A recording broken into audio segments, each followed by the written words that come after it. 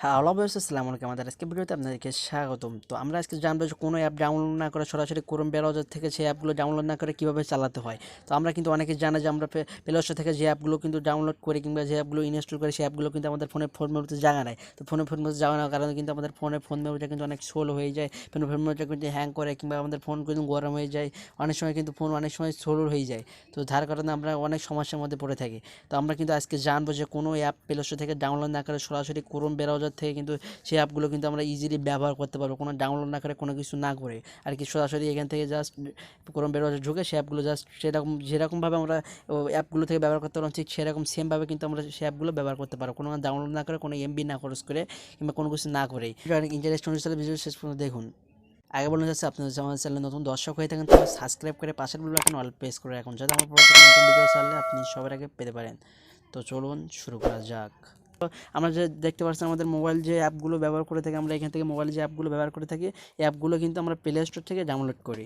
Play store থেকে download করার কারণে কিন্তু আমাদের যে অ্যাপগুলো ডাউনলোড করি সেইগুলো কিন্তু আমাদের ফোন মেমোরিতে আর কি জায়গা নেই। যে অ্যাপগুলো আমরা ডাউনলোড করি, বড় বড় হার্ড অ্যাপগুলো আমাদের কিন্তু ফোন মেমোরিতে জায়গা নেই। তো ফোন মেমোরিতে জায়গা নেওয়ার কারণে আমাদের ফোন মেমোরিটা কিন্তু জায়গা নেওয়ার কারণে আমাদের ফোনটা কিন্তু অনেক স্লো হয়ে যায়, অনেক সময় অনেক গরম হয়। তো আমরা আমরা কোনো অ্যাপ ফোনে ডাউনলোড না করে সরাসরি ক্রোম ব্রাউজার থেকে, ফোনে কিছু ডাউনলোড না করে ক্রোম ব্রাউজার থেকে সব অ্যাপগুলো চালাবো কীভাবে। তো আমরা এখান থেকে জাস্ট ক্রোম ব্রাউজারে চলে যাব। ক্রোম ব্রাউজারে চলে যাওয়ার পর আমরা যে অ্যাপটা আর কি সার্চ যাচ্ছে, আমরা এখান থেকে জাস্ট ফেসবুকটা চালাবো। তো আমরা এখান থেকে ক্রোম ব্রাউজারে সার্চ দেবো ফেসবুক। তো ফেসবুক সার্চ দেওয়ার পর আমরা এখান থেকে জাস্ট সার্চ বাটনে ক্লিক করে দিবেন। আমরা সার্চ করবো ফেসবুক দিয়ে, সার্চ বাটনে ক্লিক করে দিব। তো সার্চ বাটনে ক্লিক করার পর আমাদের সামনে ফেসবুকের এখানে দেখেন ফেসবুকের যে অ্যাপটা সেখানে চলে আসে। আমরা জাস্ট ফেসবুকের মধ্যে চলে যাব। তো ফেসবুকের মধ্যে চলে যাওয়ার পরে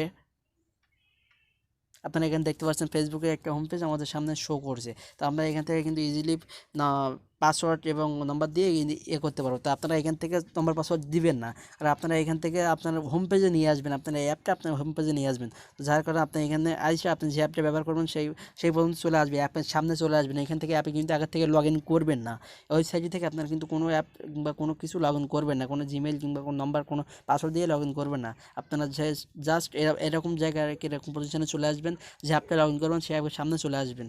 সামনে চলে আসার পর আপনার এখান থেকে থ্রি ডট একটা অপশন দেখতে পাচ্ছেন ডান কর্নারে, জাস্ট থ্রি ডট অপশনে ক্লিক করে দিবেন। থ্রি ডট অপশনে ক্লিক করার সাথে সাথে আপনারা এখানে দেখতে পাচ্ছেন, এখানে একটা অপশন অবশ্যই দেখতে পাচ্ছেন অ্যাড টু হোম স্ক্রিন।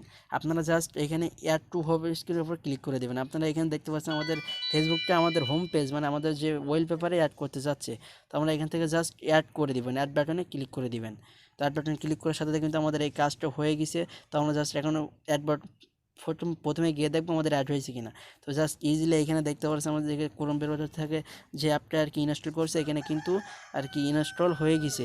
তো আমরা এখান থেকে যদি এখানে ক্লিক করে দেই তাহলে কিন্তু আমাদের এখানে সরাসরি চলে যাচ্ছে। তো আপনারা এবার এখান থেকে নাম্বার পাসওয়ার্ড দিয়ে লগ ইন করে আপনারা ইজিলি ফেসবুক চালাতে পারবেন, এবং যে কোনো অ্যাপ আপনারা কিন্তু এভাবে চালাতে পারেন।